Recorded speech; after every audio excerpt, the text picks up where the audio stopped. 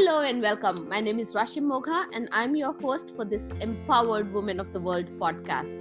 This podcast is for you, it is for me, and it is for all women who want to take charge of their career and happiness.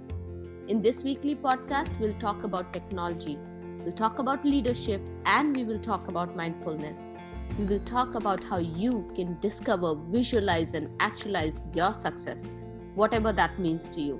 We will also talk about our common opponent, the conscious and unconscious bias which we deal with on a daily basis. And we'll share ways to navigate work politics. At the end of each podcast, I will share with you a tip or a resource that you can use to be successful. It's going to be a fun ride, so hop on and join me on this journey every week. And today we have a very special guest with us, Linda Patten. Leadership expert Linda Patten has trained thousands of women to step into their natural leadership abilities so that they can achieve their vision for a better life. Her passion is for any woman who has fire in her belly about a dream or a vision to realize it. Now, Linda teaches this leadership mindset based on her groundbreaking approach described in her international best-selling book, No One Stood Up When I Entered the Room. Welcome, Linda. Rashim, it's so great to be on your show, and thank you so much for inviting me. I am honored to be here, and I can't wait to get started. Linda, I love the title of your book, No One Stood Up When I Entered the Room.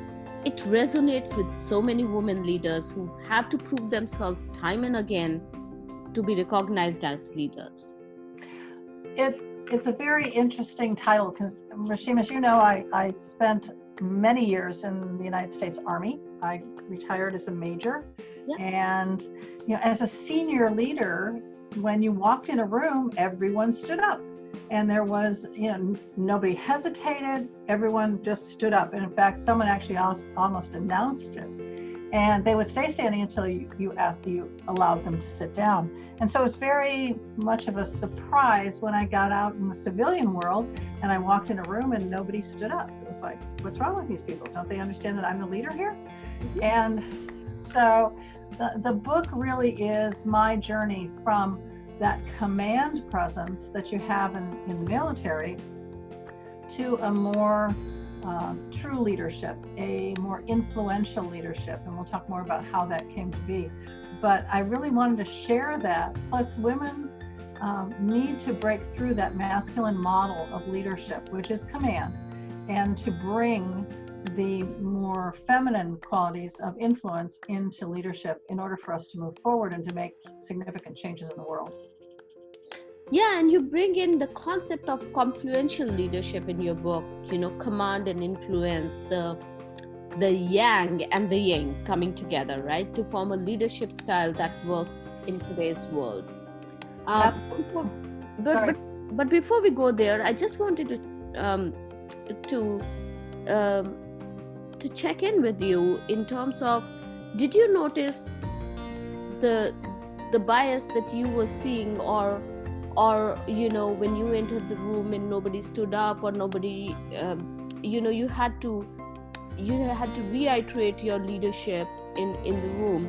Did you see that happening with men as well, or it was specific to women leaders?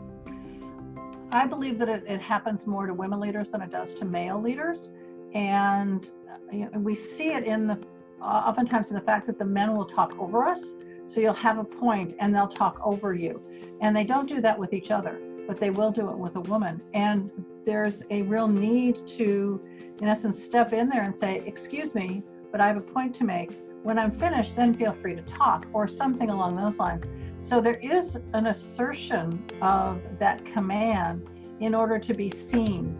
Unfortunately, our gender heritage puts us in positions where we don't get seen, we don't brag, we don't raise our hand and say, hey, I want that job.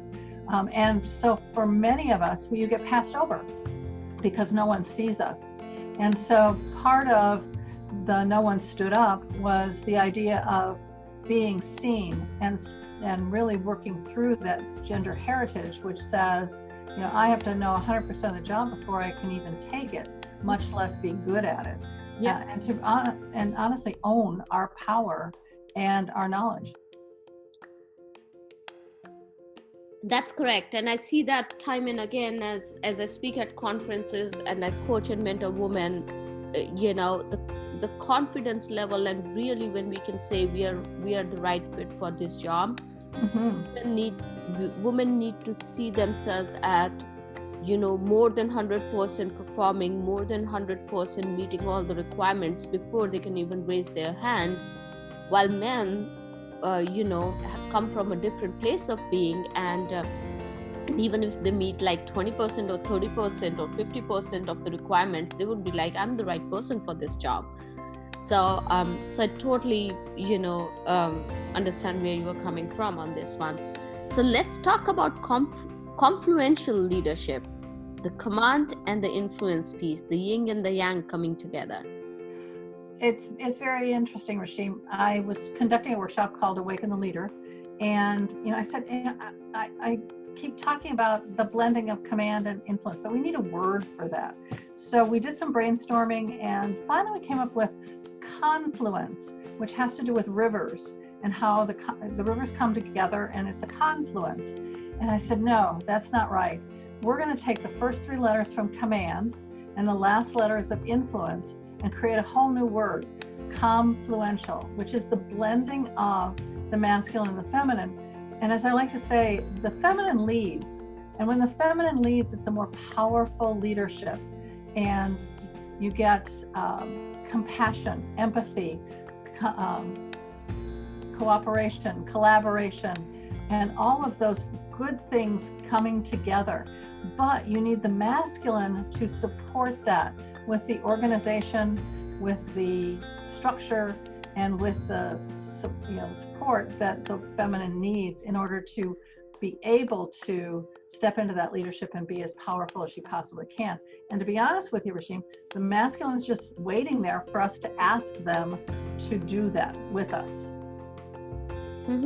That's a very interesting concept, and we always talk about how women, the qualities that they possess help them become strong leaders. Like EQ is becoming so important, right?